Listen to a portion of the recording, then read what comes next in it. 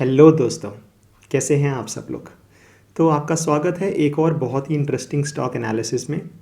आज जिस कंपनी के बारे में बात करेंगे उसका नाम है आईईएक्स, यानी कि इंडियन एनर्जी एक्सचेंज।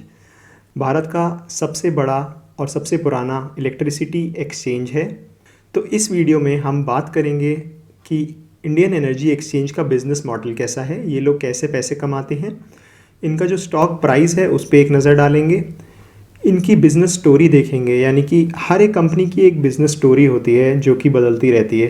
तो कुछ लेटेस्ट चीज़ें ऐसी हैं जो कि इनके फ्यूचर वैल्यू को इम्पैक्ट कर सकती हैं। कुछ ऐसी रेगुलेशंस हैं, उनके बारे में बात करेंगे। तो हम आईईएक्स में देखेंगे कि ऐसे कौन से की फैक्टर्स हैं जो कि इस कंपनी को इम्पैक्ट कर सकते हैं। और उसके बाद इसका फंडामेंटल एनालिसिस करेंगे, कुछ की रेशियोज़ देखेंगे जिनकी वजह से हमें ये पता लगाने की कोशिश करेंगे कि ये कंपनी कैसा ग्रो कर सकती है और इसके फ्यूचर प्रॉस्पेक्ट्स कैसे हैं। कुछ की रिस्क देखेंगे, फाइनली इसकी वैल्यूएशन करेंगे और डिसाइड करने की कोशिश करेंगे कि इसमें जो है हमें क्या करना चाहिए, यानी कि इन्वेस्टमेंट स्ट्रैटेजी बनाएंगे। तो सबसे पहले जो है एक डिस्क्लेमर, ये जो मैं एनालिसिस कर रहा हूँ ये मेरा पर्सनल एनालिसिस है जो कि मैं अपनी इन्वेस्टमेंट के लिए यूज़ करता हूँ। अगर आप इसमें इन्वेस्टमेंट करना चाहते हैं इस स्टॉक में तो प्लीज़ अपने फाइनेंशियल एडवाइज़र से डिस्कस करके और अपनी रिसर्च करके जो है आप इन्वेस्टमेंट करिएगा। तो चलिए अब बिना टाइम वेस्ट करें एनालिसिस शुरू करते हैं। तो इससे पहले कि हम स्टॉक का चार्ट देखें, सबसे पहले मैं आपको ये बता देता हूँ कि आईईएक्स एज अ कंपनी करती क्या है। तो आईईएक्स एक एक्सचेंज या फिर ऑक्शन का प्लेटफॉर्म है फॉर इलेक्ट्रिसिटी।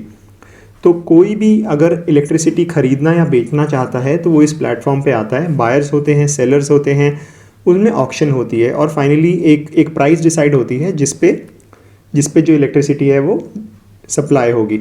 तो ऑक्शन में करते क्या है कि पूरे दिन को जो है 15-15 मिनट के स्लॉट्स में डिवाइड कर देते हैं और हर 15 मिनट के स्लॉट के लिए ऑक्शन होती है। तो इसका मतलब क्या, एक नॉर्मल हाउस होल्ड जो है एक आईईएक्स के प्लेटफॉर्म पे जाके बिड कर सकता है और अपने घर में इलेक्ट्रिसिटी ले सकता है? तो नहीं, ऐसा नहीं है।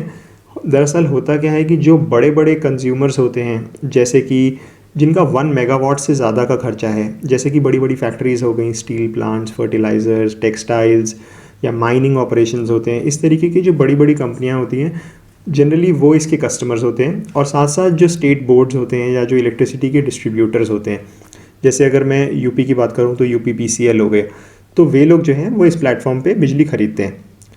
अब वो इस प्लेटफॉर्म से या कोई भी कस्टमर इस प्लेटफॉर्म से आखिर बिजली क्यों ख़रीदना चाहेगा? सिर्फ एक ही कारण है और वो ये कि अगर उसे बिजली सस्ती मिल रही होगी तो वो इस प्लेटफॉर्म पे आके बिजली ख़रीदना चाहेगा।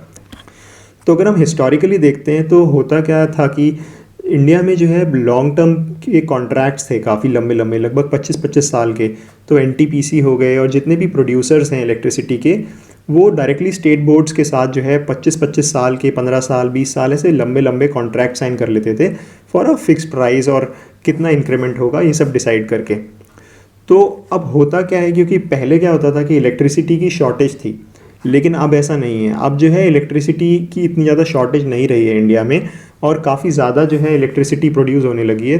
तो क्योंकि अब जो सप्लाई और डिमांड का जो बैलेंस है वो लगभग अब बराबर आ गया है, जितनी डिमांड है उतनी सप्लाई है, तो जो एक्स्ट्रा इलेक्ट्रिसिटी है उसको जो है ये लोग इस प्लेटफॉर्म पर आकर ऑक्शन कर सकते हैं। तो इस वजह से जो है काफ़ी ब्राइट फ्यूचर है इस कंपनी का। आगे मैं इसका डिटेल्ड एनालिसिस करूँगा कि आखिर जो है इनकी ग्रोथ जो है हमें कैसी दिखती है और क्या वो रीजंस हैं जिनकी वजह से इस कंपनी की एक ग्रोथ हो सकती है। तो अगर हम इसका स्टॉक प्राइस देखें तो स्टॉक चार्ट में हमें ये दिखता है कि भाई 2017 में ये कंपनी लिस्ट हुई है और काफ़ी हद तक जो है फ्लैटिश ग्राफ है, बहुत ज़्यादा अप्स एंड डाउन्स नहीं है, एक्सेप्ट अभी 2019 के सितंबर अक्टूबर में देखें या फिर अगर अभी कोरोना के टाइम पे देखें तो जो है लगभग 120-130 के लेवल तक डिप हुआ था। 160 के आसपास जो है लिस्ट हुआ था और आज की डेट में अगर प्राइस देखें तो लगभग 196 रुपीज़ का प्राइस है। अब बात कर लेते हैं इस कंपनी के की प्रोडक्ट्स की, तो बहुत ही ज़्यादा ब्रीफली बताऊंगा। तो क्योंकि ये एक प्लेटफॉर्म है जिस पे जो है इलेक्ट्रिसिटी ट्रेड हो रही है, अब अलग अलग फॉर्मेट में इलेक्ट्रिसिटी ट्रेड होती है। तो जिन लोगों को मान लीजिए अर्जेंटली इलेक्ट्रिसिटी चाहिए उनके लिए एक फ़ॉर्मेट है, जिनको कुछ दिन बाद चाहिए उनके लिए कुछ अलग फॉर्मेट है, और उसके अलावा और भी कुछ ऐसी चीज़ें होती हैं जैसे कि रिन्यूएबल एनर्जी सर्टिफिकेट हुए या एनर्जी सेविंग सर्टिफिकेट हुए। तो उनके बारे में भी मैं थोड़ा ब्रीफली टच अपॉन कर लेता हूँ ताकि आपको आइडिया लग जाए कि ये आखिर काम क्या करते हैं। तो सबसे पहला जो प्रोडक्ट है वो है डे अहेड मार्केट। तो डे अहेड मार्केट में होता क्या है कि जितने भी बायर्स हैं वो लोग एक दिन पहले आके यानी 24 आवर पहले जो है अपनी बिड लगाते हैं और फिर जो है उनकी ऑर्डर मैचिंग होती है 15-15 मिनट के स्लॉट्स में और एक प्राइस डिस्कवरी होती है। अब प्राइस डिस्कवरी में एक प्राइस डिसाइड होती है फॉर ईच 15 मिनट स्लॉट जिस पे वो एक्चुअली ऑक्शन होगी। तो कुछ लोगों की बिड सक्सीड होती है, कुछ लोगों की बिड फेल हो जाती है और फाइनली जो है जिन जिन लोगों की बिड सक्सीड होती है नेक्स्ट डे उन्हें इलेक्ट्रिसिटी सप्लाई होती है। नेक्स्ट जो प्रोडक्ट है वो है टर्म अहेड मार्केट। अब ये उन लोगों के लिए है जो कि अगले कुछ दिनों के लिए अपनी इलेक्ट्रिसिटी डिमांड को प्लान कर रहे हैं। तो अब होता क्या है कि जैसे मान लीजिए कि हमें पता है कि भाई कुछ दिनों के बाद एक त्यौहार आने वाला है और जो स्टेट बोर्ड्स हैं उन्हें पता है, वो थोड़ा डिमांड का प्रेडिक्ट कर सकते हैं कि भाई आगे जो है इलेक्ट्रिसिटी का डिमांड ज़्यादा होगा। तो वो क्या करेंगे कि अगले 11 दिनों तक के लिए इस पर्टिकुलर प्रोडक्ट के थ्रू आप इलेक्ट्रिसिटी खरीद सकते हैं। तो वो टर्म अहेड मार्केट में आके अपने ऑर्डर यानी कि बिड लगा सकते हैं और इलेक्ट्रिसिटी परचेज कर सकते हैं। नेक्स्ट जो है वो है रियल टाइम मार्केट। जैसा कि नाम से ही समझ में आ रहा है कि ये जो है रियल टाइम में इलेक्ट्रिसिटी खरीदने और बेचने के काम आता है। अब होता क्या है कि रियल टाइम में ये एकदम रियल टाइम नहीं है, ये एक्चुअली में 1 घंटे का टाइम डिफरेंस है। तो अगर आप अभी ऑर्डर लगा रहे हैं तो अभी जब आपने ऑर्डर कंप्लीट हुआ तो 1 घंटे के बाद आपको एक्चुअली इलेक्ट्रिसिटी सप्लाई होगी। नेक्स्ट जो है वो है ग्रीन टर्म अहेड मार्केट। अब ये जो है होता क्या है कि गवर्नमेंट की कुछ मैंडेट्स रहती हैं बड़ी बड़ी कंपनी में, यानी कि जो बहुत ज़्यादा कंज्यूम करते हैं उन पे कि जो है आपको मिनिमम एक्स अमाउंट जो है ग्रीन एनर्जी यूज़ करनी है। अब ग्रीन एनर्जी का मतलब है रिन्यूएबल एनर्जी, यानी कि सोलर या फिर विंड एनर्जी या फिर और किसी रिन्यूएबल सोर्स से आई हुई एनर्जी। तो क्योंकि इनके टारगेट्स होते हैं तो ये लोग क्या करते हैं कि ग्रीन टर्म अहेड मार्केट में आके जो है ग्रीन इलेक्ट्रिसिटी परचेज कर सकते हैं। अब ऑब्वियसली ये अलग अलग से नहीं ग्रिड पे जाती है, ग्रिड पे सभी लोग सप्लाई करते हैं, इलेक्ट्रिसिटी सेम ही होती है। जस्ट दैट कि अगर ये लोग ग्रीन टर्म अहेड मार्केट में आके सप्लाई कर रहे हैं तो जो रिन्यूएबल प्रोड्यूसर्स हैं उस पॉइंट ऑफ टाइम पे उतनी इलेक्ट्रिसिटी को सप्लाई करेंगे यूजिंग द सेम ग्रिड। तो शेयर्ड रिसोर्सेज हैं, कुछ ऐसा अलग से उनके लिए नहीं सप्लाई हो रही है। नेक्स्ट जो है वो है रिन्यूएबल एनर्जी सर्टिफिकेट्स। अब कुछ लोग क्या करते हैं, ग्रीन टर्म अहेड मार्केट में जाने की बजाय क्या करते हैं, वो नॉर्मली किसी भी स्टेट बोर्ड से या फिर या फिर जो है इस प्लेटफॉर्म पे आके नॉर्मल इलेक्ट्रिसिटी यानी कि डे अहेड मार्केट में आके इलेक्ट्रिसिटी परचेज कर लेते हैं और साथ में रिन्यूएबल एनर्जी सर्टिफिकेट्स अलग से परचेज कर लेते हैं। तो होता क्या है कि गवर्नमेंट ने जो रिन्यूएबल प्रोड्यूसर्स हैं उन्हें ये कह रखा है कि चाहे तो आप डायरेक्टली इलेक्ट्रिसिटी सप्लाई कर दीजिए या फिर आप जो नॉर्मल प्राइस है यानी कि जो थर्मल और बाकी इलेक्ट्रिसिटी का प्राइस है उसमें जो है इलेक्ट्रिसिटी सप्लाई करिए और साथ में एक सर्टिफिकेट क्रिएट कर लीजिए जो कि रिन्यूएबल एनर्जी सर्टिफिकेट है। और फिर जो भी कस्टमर चाहे तो आप उसे अलग से ये सर्टिफिकेट बेच सकते हैं, यानी कि इलेक्ट्रिसिटी और इलेक्ट्रिसिटी का यानी कि रिन्यूएबल का जो सर्टिफिकेट है वो अलग अलग हो गए। तो जो प्रोड्यूसर्स हैं उनके लिए भी अच्छा है क्योंकि उनको अलग से ऐसे कस्टमर्स ढूंढने की ज़रूरत नहीं है जो रिन्यूएबल एनर्जी को परचेज करना चाहते हैं। तो वो एक्स कस्टमर को जो है मान लीजिए इलेक्ट्रिसिटी दे रहा है और वाई कस्टमर को उसका सर्टिफिकेट बेच सकता है। तो जिसको भी अपने मैंडेट पूरा करना है वो नॉर्मली एक सर्टिफिकेट खरीद सकता है और वो जो भी उसने इलेक्ट्रिसिटी कंज्यूम करी है वो एक तरीके से ग्रीन हो जाएगी। नेक्स्ट जो प्रोडक्ट है वो है एनर्जी सेविंग सर्टिफिकेट। तो ये भी एक सर्टिफिकेट है similar to renewable energy certificate, but होता क्या है कि ये बेसिकली कुछ ऐसी कंपनीज़ होती हैं जो कि बहुत ज़्यादा इलेक्ट्रिसिटी कंज्यूम करती है। तो गवर्नमेंट क्या करती है, उन्हें कहती है कि आप अपने प्रोसेसेस को इम्प्रूव करिए, यानी कि आप एलईडी बल्ब्स लगाइए या अपनी जो मशीनरी है उसको इम्प्रूव करिए ताकि आपका नेक्स्ट ईयर तक या अगले कुछ सालों में इलेक्ट्रिसिटी का कंजम्पशन लेट से 10% से कम हो जाए या 20% से कम हो जाए। इस तरीके के टारगेट्स रहते हैं। तो होता क्या है कि जो लोग अपने टारगेट्स को अचीव कर लेते हैं उन्हें रिन्यूएबल एनर्जी सर्टिफिकेट मिलता है जिसे वो मार्केट में बेच सकते हैं उन लोगों को जो अपने टारगेट्स अचीव नहीं कर पाते। तो बेसिकली फंडा क्या है कि जो ओवर अचीव कर रहे हैं उन्हें बेनिफिट मिल रहा है और जो अंडर अचीव कर रहे हैं अपने टारगेट्स उन्हें और ज़्यादा लॉस हो रहा है। Excuse me. तो बेसिकली इस मार्केट में जो है वो लोग आते हैं जिनके जो अंडर अचीवर्स हैं, जो अपने टारगेट्स को मीट नहीं कर पाए, तो वो उन लोगों से सर्टिफिकेट्स खरीद सकते हैं जिन लोगों ने अपने टारगेट को ओवर अचीव करा है। तो आई होप आपको ये समझ में आ गया होगा कि इनके की प्रोडक्ट्स कौन से हैं और ये इस प्लेटफॉर्म पे आखिर क्या क्या काम होते हैं। तो अब जो हमें ये प्रोडक्ट समझ में आ गए, अब हम ब्रीफली ये भी समझ लेते हैं कि आखिर ये लोग किस प्रोडक्ट से कितना पैसा कमाते हैं। तो अगर हम Q1 FY 2020 की बात करें तो सबसे ज़्यादा जो पैसा कमाया गया है वो ट्रांजैक्शन फ़ी से कमाया गया है। ऑलमोस्ट 81% जो पैसा है वो ट्रांजैक्शन फ़ीस से कमाया गया है। 6% जो है वो एडमिशन एंड एनुअल फ़ी से और लगभग 13% अदर इनकम से। तो ट्रांजैक्शन फ़ीस जो है बेसिकली होता क्या है कि जब भी कोई कस्टमर जो है ऑर्डर करता है इलेक्ट्रिसिटी और वो ऑर्डर मैच हो जाता है तो ये जो पर्टिकुलर प्लेटफॉर्म है ये एक एक्स अमाउंट फ़ीस लेता है इर्रिस्पेक्टिव ऑफ किस प्राइस पे वो सेल कर रहे हैं। तो इनका जो है जनरली 3 से 7 पैसा के बीच में प्राइस रहता है depending upon the various products that I talked about per unit. तो हर यूनिट के लिए 3 पैसा 4 पैसा 5 पैसा ऐसा जो है ये लोग चार्ज करते हैं। तो इनका जो मेन बिजनेस है वो ये है कि वॉल्यूम का गेम है बजाय ज़्यादा मतलब पैसे कमाने का।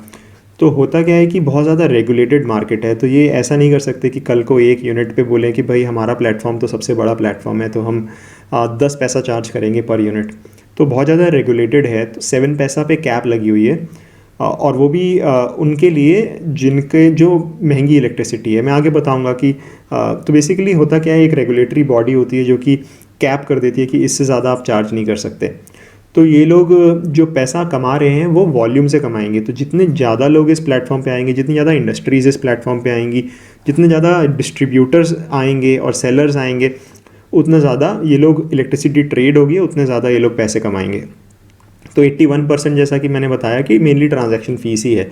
उसके अलावा 6% जो है वो एडमिशन एंड एनुअल फ़ीस है। तो जो कंज्यूमर्स हैं उनसे चार्ज करते हैं ये लोग एनुअल फ़ीस।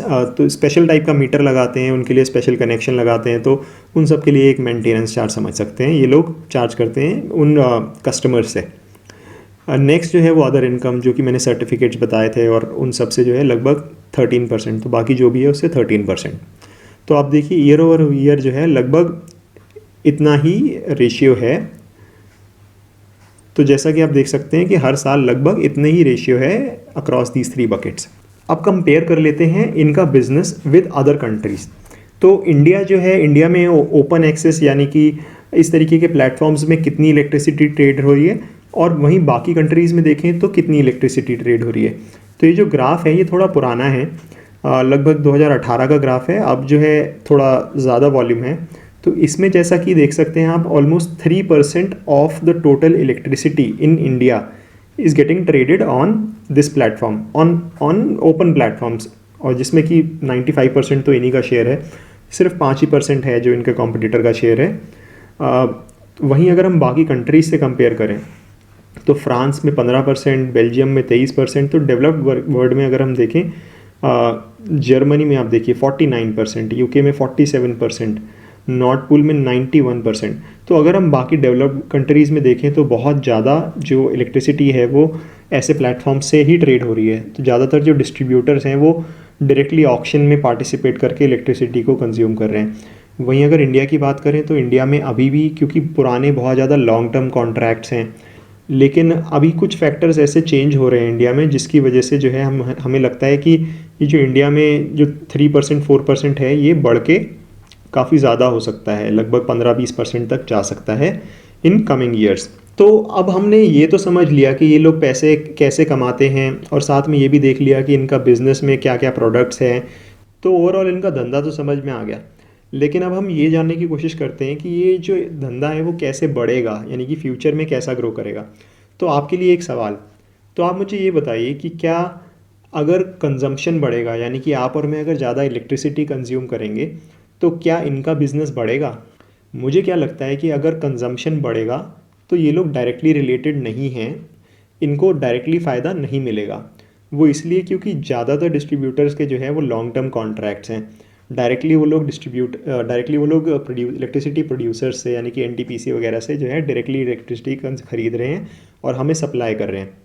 तो कोई भी जो डिस्ट्रीब्यूटर है या कोई भी फैक्ट्री है वो इनके पास तब आता है जब इनके प्लेटफॉर्म पे जो इलेक्ट्रिसिटी ट्रेड कर रही है वो सस्ती मिले एज़ कम्पेयर टू जो कि ये लोग डायरेक्टली प्रोड्यूसर से ख़रीद रहे हैं, जो कि सिर्फ उन सिचुएशंस में होता है जब ओवर सप्लाई हो, यानी कि ज़्यादा इलेक्ट्रिसिटी हो और कम जो है यूज़ करने वाले हों। तो होता क्या है कि स्पॉट मार्केट में, जैसे आप इसे एक मंडी की तरह समझ सकते हैं कि भाई अगर मान लीजिए मंडी में बहुत ज़्यादा ओवर सप्लाई हो जाती है तो क्या होता है कि भाई बहुत ज़्यादा भाव गिर जाता है। तो और वो भी जो है पूरे दिन में किसी समय पे हो सकता है कि भाव अलग हो, रात में अलग हो, दिन में अलग हो, दोपहर में अलग हो। तो अब इन कंपनियों का साथ होता क्या है कि ये लोग डायरेक्टली जो है प्रोड्यूसर से ख़रीद रहे हैं, तो ये एक फ़िक्स प्राइस पे ख़रीदते हैं कि मान लीजिए 3 रुपये यूनिट या 2.5 रुपये यूनिट पे अक्रॉस, मतलब जो है अक्रॉस द ईयर, चाहे सुबह हो चाहे शाम हो, इतने जो है इनको मिलेगी इलेक्ट्रिसिटी। अब ये लोग क्या कर सकते हैं कि क्योंकि हमें पता है कि भाई दिन में इलेक्ट्रिसिटी ज़्यादा कंज्यूम होती है as compare to night. Similarly कुछ सीजनल चीज़ें होती हैं, जैसे यानी कि गर्मियों में जो है एसी ज़्यादा चलते हैं तो गर्मियों में ज़्यादा कंज्यूम होती है, या इस तरीके की जो वेरिएशन है। तो ये लोग क्या कर सकते हैं कि जो अलग अलग पॉइंट ऑफ टाइम पे, जब जिस पॉइंट ऑफ टाइम पे इलेक्ट्रिसिटी सस्ती होगी उस टाइम पे जो है इन लोगों से, यानी कि ऑप्शन में जाके इलेक्ट्रिसिटी ख़रीद सकते हैं, और जिस टाइम पे जो है इनको सप्लाई में इलेक्ट्रिसिटी सस्ती मिल रही है उस टाइम पे डायरेक्टली जो है एनटीपीसी या अलग अलग प्रोड्यूसर से ख़रीद सकते हैं। तो डायरेक्टली कोरिलेटेड नहीं है। तो अब हम ये समझते हैं कि वो कौन से फैक्टर्स हैं जो कि इम्पैक्ट करेंगे इनके बिजनेस को। तो सबसे पहला जो फैक्टर है वो है डिमांड सप्लाई गैप। तो इसके बारे में मैं ऑलरेडी बात कर चुका कि अगर डिमांड और सप्लाई में गैप होगा तो जो भी कंज्यूमर है वो कोशिश करेगा कि वो इस अपॉर्चुनिटी का फ़ायदा उठा सके और डायरेक्टली जो है ऑक्शन में जो है इलेक्ट्रिसिटी ख़रीद सके, जो कि सस्ती इलेक्ट्रिसिटी होगी अगर ओवर सप्लाई है तो। नेक्स्ट जो पॉइंट है वो है cheap power in day and night. तो ये भी काइंड ऑफ रिलेटेड ही है, तो जिसके बारे में भी मैं ऑलरेडी बात कर चुका। नेक्स्ट जो है वो है ओवर सप्लाई और सीजनैलिटी इन डिमांड। तो ये ओवरऑल सब मिला जुला के डिमांड सप्लाई गैप को ही सिग्निफाई कर रहा है। तो अब मैं आपको एक ऐसा फैक्टर बताता हूँ जो कि बहुत ज़्यादा इम्पैक्ट कर सकता है इनकी ओवरऑल ग्रोथ को, जो भी है रीन्यूएबल एनर्जी। तो हो क्या रहा है कि जैसा आपको पता होगा कि भाई प्रधानमंत्री जी फोकस कर रहे हैं कि हमारा जो रीन्यूएबल एनर्जी है उसका शेयर बढ़े, सोलर को बहुत ज़्यादा प्रमोट किया जा रहा है। अब होता क्या है कि सोलर में एक प्रॉब्लम है, वो ये कि सोलर रात में नहीं चलता, क्योंकि वो दिन में चलता है तो दिन में इलेक्ट्रिसिटी बहुत ज़्यादा प्रोड्यूस हो रही है, और जैसे जैसे सोलर का रेशियो बढ़ेगा तो होगा क्या कि जो दिन में इलेक्ट्रिसिटी है वो ज़्यादा प्रोड्यूस होगी और रात में जो है वो इलेक्ट्रिसिटी कम प्रोड्यूस होगी, जो कि डिमांड सप्लाई का जो गैप है जिसके बारे में मैं पहले बता रहा था उसे और ज़्यादा बढ़ाएगी। तो ऐसे में होगा क्या कि जैसा कि मैंने पहले समझाया था कि भाई ज़्यादा से ज़्यादा लोग, क्योंकि किसी पॉइंट ऑफ टाइम पे कहीं पे बिजली सस्ती मिलेगी, किसी पॉइंट ऑफ टाइम पे कहीं पे, तो ज़्यादा से ज़्यादा लोग जो है वो ऑक्शन में जाके जो है पार्टिसिपेट करके डायरेक्टली जो है खरीदने की कोशिश करेंगे ड्यूरिंग द टाइम्स जहाँ पे ऑक्शन में सस्ता मिल रहा है। तो 2020 में जो है 62% शेयर है थर्मल का, hydro is 12%, wind is 10% and solar is 9%, और बाकी 1-2% है न्यूक्लियर, बायो पावर और स्मॉल हाइड्रो। जो कि 2030 में अगर हम बात करें, जो हमारा गोल है वो थर्मल जो है 62% से गिर के 35% रह जाएगा। वहीं अगर हम सोलर की बात करें तो सोलर जो है वो 9% से बढ़ के 36% हो जाएगा। तो काफ़ी सिग्निफिकेंटली जो है हम अपने सोलर के शेयर को इंक्रीज करने की कोशिश कर रहे हैं। सिमिलरली विंड पावर, और विंड पावर का भी सिमिलर है, क्योंकि विंड पावर भी कभी विंड है कभी नहीं है, तो विंड भी जो है उतना ज़्यादा रिलायबल एनर्जी सोर्स नहीं है, तो वो भी जो है डिमांड सप्लाई गैप को और ज़्यादा बढ़ाता है। तो जो विंड है वो 10% से इंक्रीज होके 17% हो जाएगा। अब बात कर लेते हैं इनके रेगुलेटर के बारे में। तो इनके रेगुलेटर के बारे में यानी कि CERC के बारे में बात करना इसलिए बहुत ज़रूरी हो जाता है क्योंकि ये जो इलेक्ट्रिसिटी का रेगुलेटर है, सेंट्रल इलेक्ट्रिसिटी रेगुलेटरी कमीशन, ये इनके बिजनेस को बिगाड़ या बना सकता है। सीधी सी बात है, क्योंकि ये लोग ऐसे ऐसे रूल बना सकते हैं जिनकी वजह से या तो इनका धंधा बिल्कुल चौपट हो सकता है या फिर आसमान पे जा सकता है। अब कुछ ऐसे रूल्स ऑलरेडी एग्जिस्ट करते हैं, जैसे कि मैंने ऑलरेडी डिस्कस किया था कि भाई इन्होंने प्राइस को कैप किया है, तो इनके पास इतनी ज़्यादा प्राइसिंग पावर नहीं है, तो ये चाह के भी जो है अपने प्राइस इंक्रीज़ नहीं कर सकते। जो है 3 पैसा per unit if the price of the electricity is less than 3 rupees and 7 पैसा per unit if it is more than 3 rupees, इतना जो है कैप लगा है। अब CERC का काम सिर्फ इनको रेगुलेट करना नहीं है, ये साथ साथ जो गवर्नमेंट की जो ऑक्शंस, जो गवर्नमेंट जो है डायरेक्टली डिस्ट्रीब्यूटर को सेल करती हैं, उसमें जो किस प्राइस पे सेल करना है, और पॉलिसीज़ बनाना, बहुत से काम होते हैं जो कि ये करती है, बहुत से रूल्स बनाती है। अब बहुत जल्दी से आपको मैं छोटा सा ओवरव्यू दे देता हूँ कि इनके की पार्टिसिपेंट्स कौन कौन से हैं इनके प्लेटफॉर्म पे।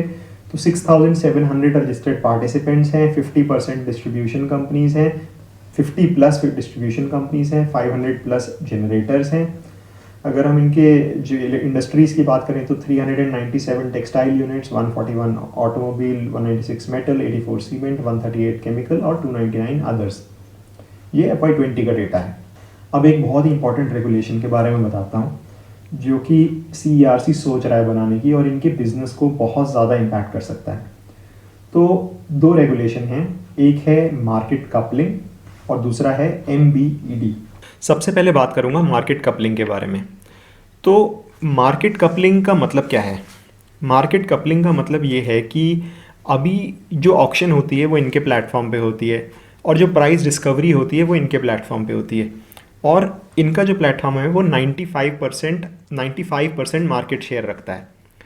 तो होता क्या है कि ज़्यादा बायर्स इनके प्लेटफॉर्म पे हैं और ज़्यादा सेलर्स भी इनके प्लेटफॉर्म पे हैं। तो जो नए बायर्स और नए सेलर्स हैं वो भी ऑब्वियसली इन्हीं पे ज़्यादा आएंगे as compare to their competitor.